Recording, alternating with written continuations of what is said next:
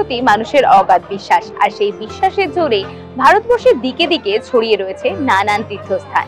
শুধু আজ নয়, বহুকাল ধরে মানুষের এই ধর্মের প্রতি টান সৃষ্টি করেছে নানান মন্দিরের। তারই মধ্যে এক মন্দির রয়েছে এই বাংলার বুকে, যা বাবা বড় কাছারি নামে পরিচিত। আজ আমি সুচিস্মিতা জিও বাংলার পক্ষ থেকে চলে এসেছি সেই মন্দিরের দর্শনে। আমার সাথে আপনাদেরও নিয়ে যাব সেই মন্দিরে।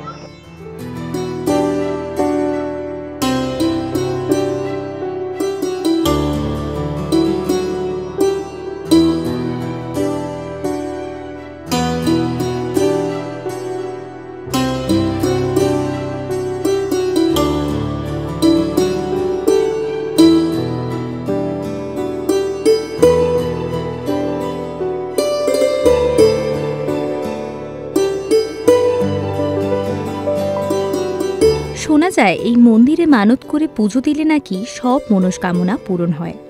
২৫০ বছরেরও পুরনো বাবা বড় কাছারির মহিমা শুনলে সবাই শিউরে ওঠে। দক্ষিণ ২৪ পরগনার এক প্রত্যন্ত গ্রামে অবস্থিত এই মন্দিরের ইতিহাস বড়ই অলৌকিক।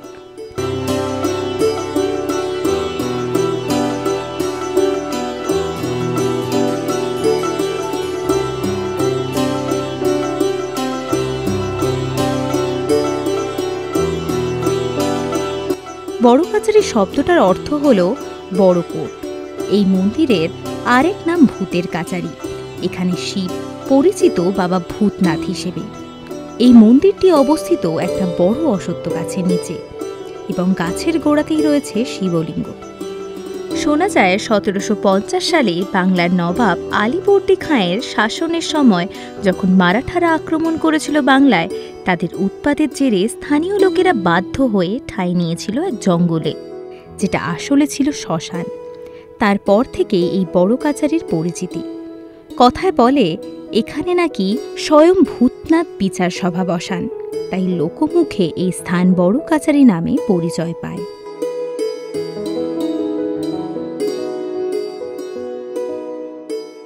তার কিছু বছর পর এক সাধু এই মন্দিরে আশ্রয় নেন। তারপর থেকেই উপকৃত হতে লাগে স্থানীয় লোকেরা।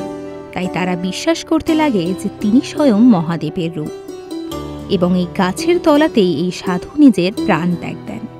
তাতে গ্রামের লোকেদের মধ্যে শোকের ছায়া নেমে আসায় তারা এই সাধুর দেহ না পুড়িয়ে সেই গাছের নিচেই ওনাকে সমাধি দেন এবং সেখানেই পুজো করতে শুরু করেন। আর সেই সমাধি থেকেই অলৌকিকভাবে বেরিয়ে আসে এক অশ্বত্থ গাছ। মানুষ বিশ্বাস করতে লাগেন এটা ওনার আশীর্বাদের প্রতীক, এবং বিশ্বাসের জেরেই সকল মানুষের মনস্কামনা পূরণ হতে থাকে। আর দিকে দিকে ছড়িয়ে পড়ে বাবা বড় কাছারির নাম।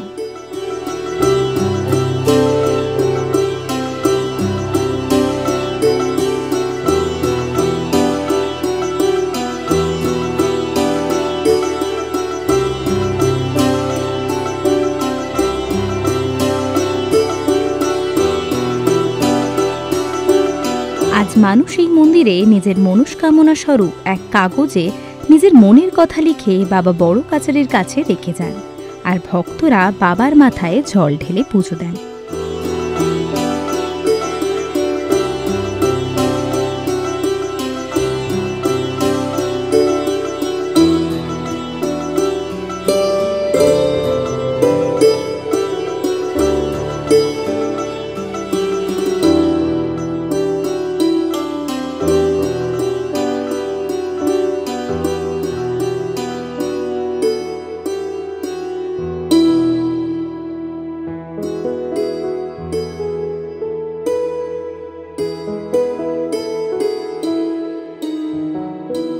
এই মন্দির দক্ষিণ ২৪ পরগনার মহানগরীর সীমান্তরের এক প্রত্যন্ত গ্রাম ঝিকুরবেড়িয়ায় অবস্থিত।